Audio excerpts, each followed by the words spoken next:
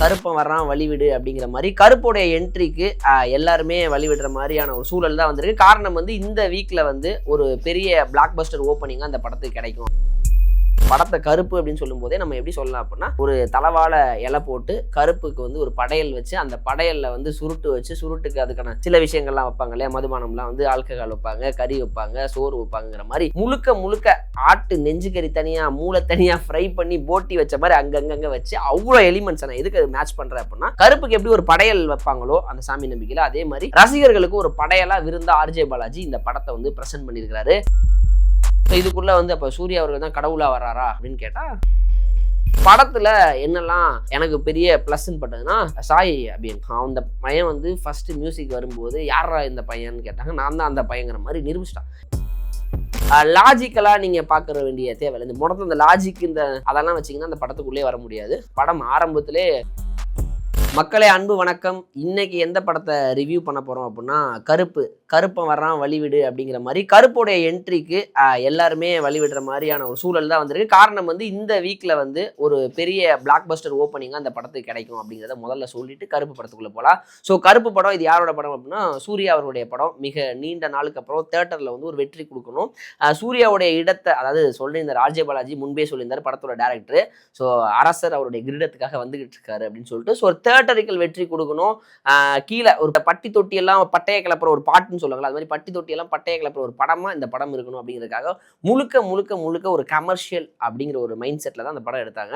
So அப்படிதான் போச்சு. So இந்த படத்தை கருப்பு அப்படின்னு சொல்லும் போதே நம்ம எப்படி சொல்லலாம் அப்படின்னா, ஒரு தலவாழ இலை போட்டு கருப்புக்கு வந்து ஒரு படையல் வச்சு அந்த படையல்ல வந்து சுருட்டு வச்சு சுருட்டுக்கு அதுக்கான சில விஷயங்கள்லாம் வைப்பாங்க இல்லையா, மதுபானம்லாம் வந்து ஆல்கஹால் வைப்பாங்க, கறி வைப்பாங்க, சோறு வைப்பாங்கிற மாதிரி முழுக்க முழுக்க ஆட்டு நெஞ்சு கறி தனியா மூளை தனியா ஃப்ரை பண்ணி போட்டி வச்ச மாதிரி அங்கங்க வச்சு அவ்வளோ எலிமெண்ட்ஸ் நான் எதுக்கு அது மேட்ச் பண்றேன் அப்படின்னா, கருப்புக்கு எப்படி ஒரு படையல் வைப்பாங்களோ அந்த சாமி நம்பிக்கையில அதே மாதிரி ரசிகர்களுக்கு ஒரு படையலா விருந்தா ஆர்ஜே பாலாஜி இந்த படத்தை வந்து பிரசன்ட் பண்ணியிருக்காரு. வாட்ஸ் குக்கிங் ப்ரோ அப்படின்னு கேட்டுனே இருக்கீங்க, என்ன குக் பண்றேங்கிறத குக் பண்ணியிருக்கேங்கிறத பாருங்க அப்படின்னு சொல்லிக்கிட்டே இருந்தாரு. படம் நிறைய தடைகளுக்கு அப்புறம் நிறைய பிரச்சனைகளுக்கு அப்புறம் தான் படம் தியேட்டருக்கு வந்திருக்கு. நேற்றைய தினம் படம் வெளியாகல. எல்லாருக்கும் இந்த கதையெல்லாம் தெரியும். படம் எப்படி இருக்கு, படத்துல என்ன பிரச்சனை இருக்கு, படத்துல என்ன பாசிட்டிவ் இருக்கு அப்படிங்கிறத நம்ம பேச போறோம். ஸோ ஆர்ஜே பாலாஜியோட டைரக்ஷன், சூர்யாவுடைய நடிப்பு.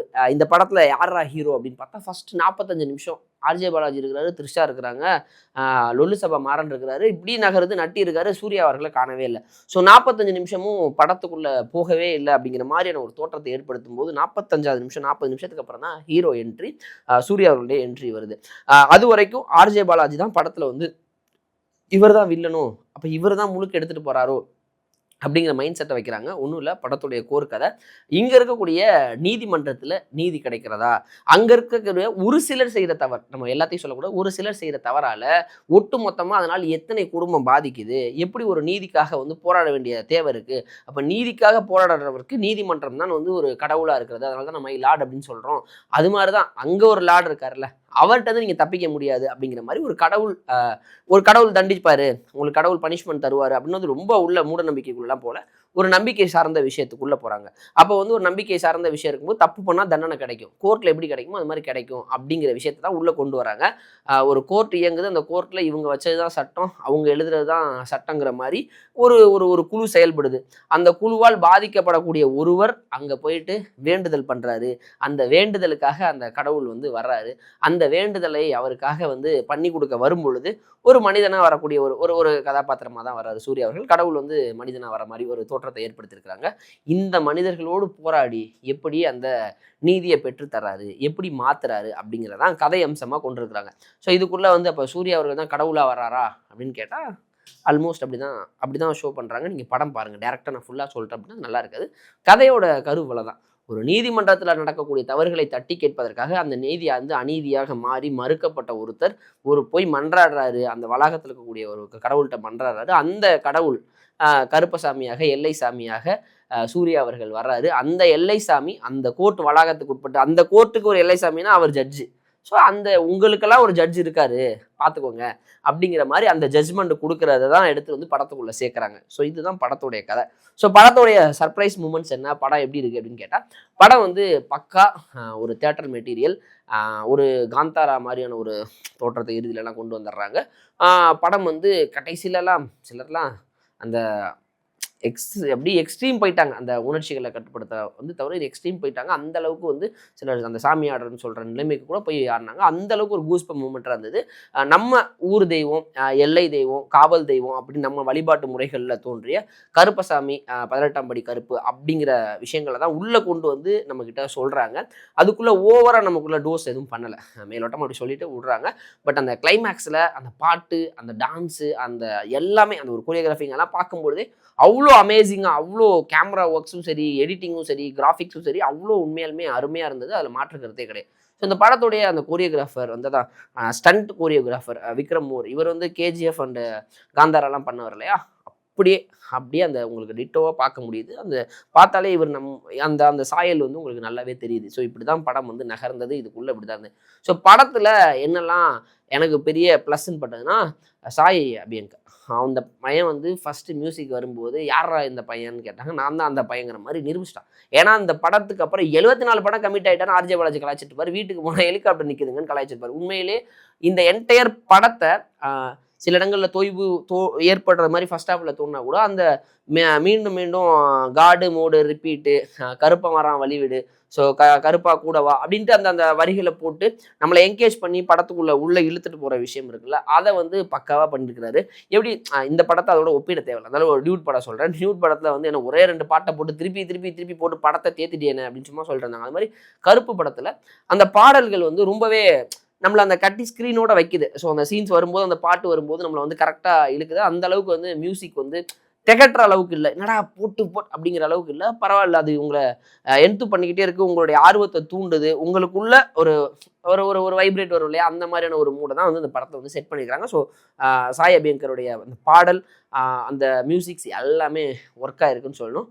த்ரிஷா அவர்கள் ஒரு பெரிய ரோல் இல்லை, அவங்க வந்து படத்தில் சைலண்ட்டாக அவங்களுக்கு என்ன ரோல் தராங்களோ அதை வந்து பண்ணிட்டு போயிடறாங்க. அடுத்ததாக படத்தில் வந்து ஆர்ஜே பாலாஜி வந்து டேரக்ஷன், அதாவது டேரக்டராக இன்னைக்கியோட பல்ஸுக்கு வந்து என்னென்ன ஸ்கில்லாம் யூஸ் பண்ணணும் அப்படிங்கிறத, இப்போ இன்னைக்கு வந்து ஒரு மீமில் வரக்கூடிய விஷயங்களை வந்து கொண்டு அதுலேயும் குறிப்பாக அவங்களே கலாய்ச்சிருப்பாங்க. நம்ம கூட இன்டர்வியூவில் சொல்லுவேன், இந்த மண்ணிலே ஈரமுண்டு பாட்டை தான் விட்டு தொலைங்களேப்பா, உங்களுக்குலாம் ஈரம் இல்லையா, இறக்க இல்லையான்னு கேட்பான். அதே மாதிரி அதை வந்து ப்ரொஜெக்ட் பண்ணி அங்கேயே கொண்டு வந்து அந்த மண்ணிலே ஈரமுண்டு அந்த பாட்டை வந்து என்னடா இப்படிலாம் பயன்படுத்திங்கனால ஒரு ட்ரோல் பண்ணியிருப்பாரு. அது ஒரு சின்ன விஷயமா ட்ரோல் பண்ணியிருப்பாங்க. லொல்லு சபா மாறன் அங்கங்கே லைட்டாக கவுண்டர் அப்படி கொளுத்தி போட்டுட்டே இருப்பாங்க.